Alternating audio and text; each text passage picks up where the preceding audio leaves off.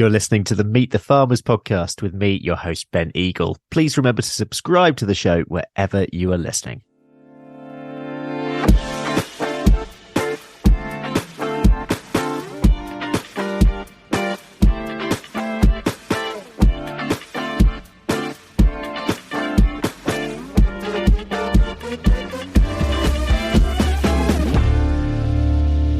Hello everyone and welcome to episode 259 of Meet the Farmers with me, Ben Eagle. It's our harvest special this week and we're hearing from a few farmers about their experiences and results. Not everyone has finished harvesting yet, far from it, and it's the culmination of what has been one of the most challenging years for arable farmers for many years. To kick us off, here's a report from Bucks farmer Rich Heady.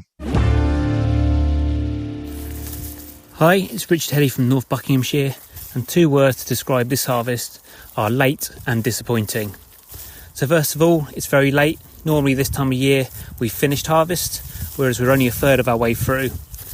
This is just because we had such a wet autumn, we didn't get many winter crops planted and had to plant a lot of them in the spring. So they're only just ripening now. Disappointing wise is because the fields we did get planted in the autumn have been very patchy. Some areas sat wet and didn't yield very highly at all. And the spring crops, even though they looked pretty good all throughout the spring, they're actually not great when we come in to harvest them. Quality looks okay, but the quantity of grain we're getting is not where we would like it to be. The only upside is our winter barley. That did pretty well, yielded higher than expecting. So because harvest is so late, it's given us a bit more time to cultivate the fields that we have harvested. In recent years, we've avoided cultivation as much as possible, trying to be more regenerative. But because we had so much rain last year, that did a lot of damage to the soil. So we need to use more heavy cultivations to break up the compaction and bring our soils back into a good usable condition to hopefully give us good crops next year. So that's my roundup of Harvest 2024, and hopefully we'll be done in the next month, but who knows. Cheers! That was Richard Heady. Now we're going to head up to Lincolnshire and hear from Charles Anion. Harvest has very much been a case of disaster management this year.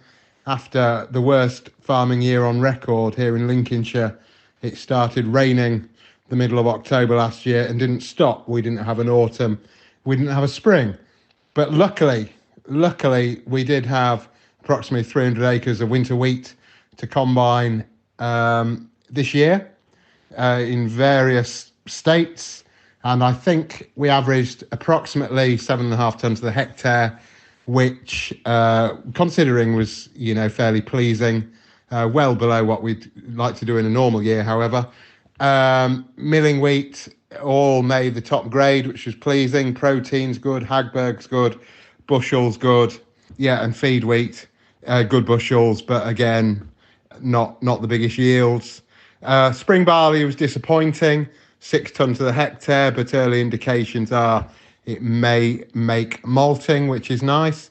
Beans still to come in a couple of weeks. And the winter barley was, about average 7.5 tonne, but that was on some of our lighter land slightly away from our main farm. We are now turning land round, ready for the Harvest 25. It never stops. But the land is very tough. It's been compacted by endless amounts of rainfall and now been baked by the sun, and I've never seen anything like it. But we go on. Now it's up to Yorkshire for Andrew Wilson's report. Now, Ben, Andrew Wilson here, farming in sunny North Yorkshire this morning. Harvest update for you. A bit of a mixed bag, varying from the better than expected to the why did we bother. Start with the wheat. That's varied between 5.1 tonne to the hectare, terrible, mostly down to burnt off patches of black grass and flooded off areas. If we work our yields out on our harvested area, they look a lot better than they do on the drilled area, but I'm working on the drilled area for these figures. The best crop did 8.9 tonne, that was on kinder land after potatoes, that looked best all year. Winter barley, nothing special, not a disaster. 5.9 was the lowest, 8 tonne to the hectare, just did scrape 8 tonne at 15%. No drying on the barley, a little bit of drying on the wheat. Not a disaster. Feed barley price is terrible. Glad I sold a bit forward. Wheat a bit similar, really. The forward soil stuff's gone better. Spring barley, surprised, decent nitrogen, reasonable yields. It's cleared 5 tons to the hectare, not by a lot. We have some late sown stuff still to harvest. As I say, this is the last day of August. We have some still to harvest. It's only been burnt off for 4 or 5 days, so it's best part of a fortnight off cutting. That won't be as good. That'll do well to do 3.5, 4 ton, I would think. But like the spring oats, some of those crops, we drilled them with the thinking being that the rent's still to pay regardless. So we're going to find some way of paying that. If the crop produces enough grain to cover its growing costs and pay the rent and leaves me a couple of bales of straw to the acre, that's as much as I can expect. And it's pretty much done that. The spring oats that we've cut so far, milling oats is our local market. That's what we aim for. If it doesn't do that, there's plenty of pet food outlets and things like that for it. But that's done well. The oats have done well. They've done a good 6. Bestfield did over 6.5 tons to the hectare, a reasonable swath of straw as well, and we haven't had to dry them, which is always a bonus. So crop of the season probably for low growing costs and decent performance. It's never a big volume crop around for us, but it does have a strategic use for certain. The spring beans are still to cut. It was supposed to be winter beans, but it was far too wet to drill them last October. So it's in spring beans. They weren't drilled while the end of the first week of April. They're at least a fortnight off desiccation, so it looks like we'll be trying to combine beans and harvest potatoes in October. I'm not particularly looking forward to it, but that's the season for you. And the potatoes, quite variable, down to water and water ability of the soil to retain the water. A bit of a mixed bag, a bit of rhizoctonia, a bit of blackleg, a bit of all sorts really, but no blight, fortunately.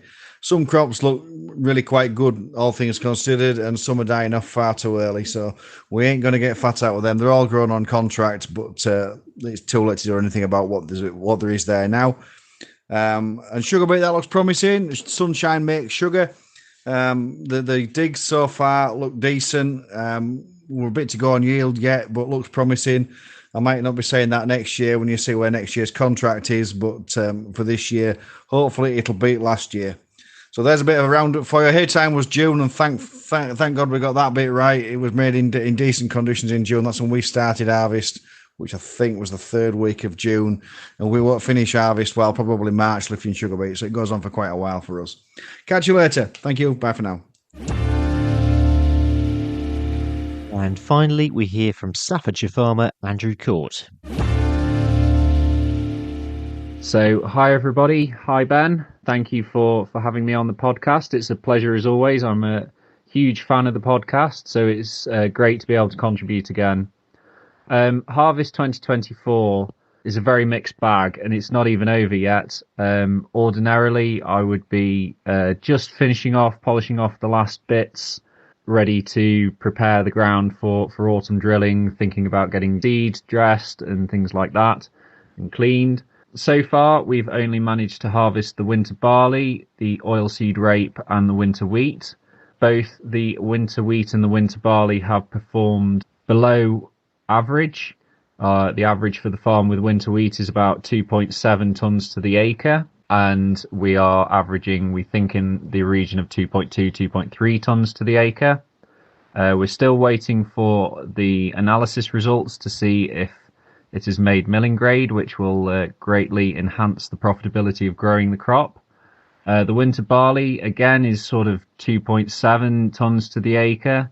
We're definitely down at 2.2 tonnes to the acre this year. And again, we're waiting for the test results to see if it will be able to malt into beer. Our oilseed rape, I think our yields are good. They're better than the national average. I think we're doing about 1.6, 1.7 tonnes to the acre, but that's very difficult to quantify because there are areas in the field that had failed and we knew had failed, so we're not quite clear on how bigger area we've actually ended up combining in the end. But certainly the yield off the areas that we have combined is very, very good.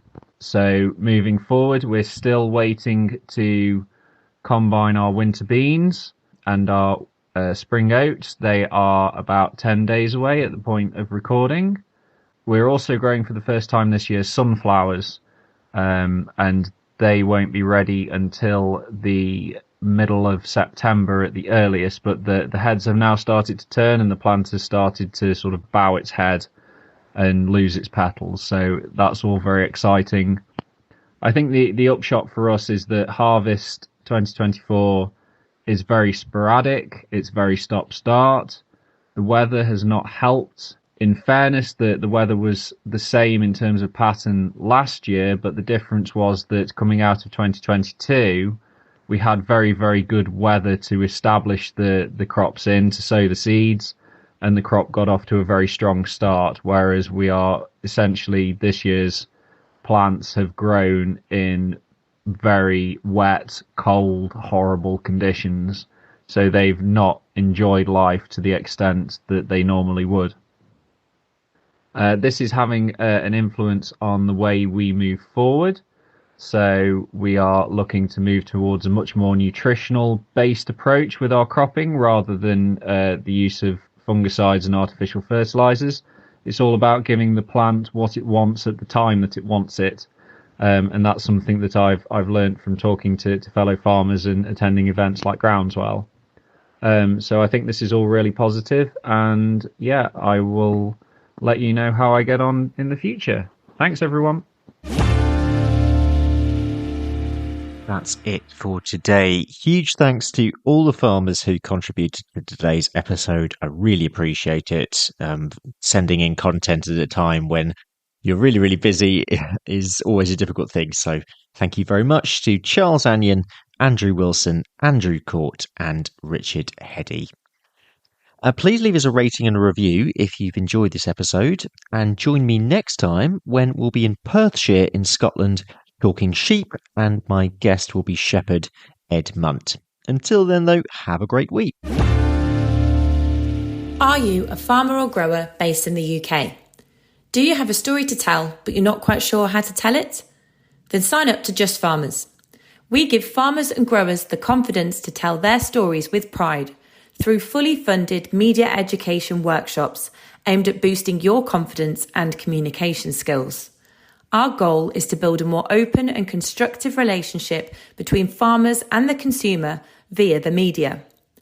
Being a part of Just Farmers gives you the chance to meet other farmers and growers that you would never normally meet, build strong bonds of friendship, and be a part of a network of farmers creating positive change in UK farming. If you think this sounds like something you'd like to do, then sign up to Just Farmers at www.justfarmers.org.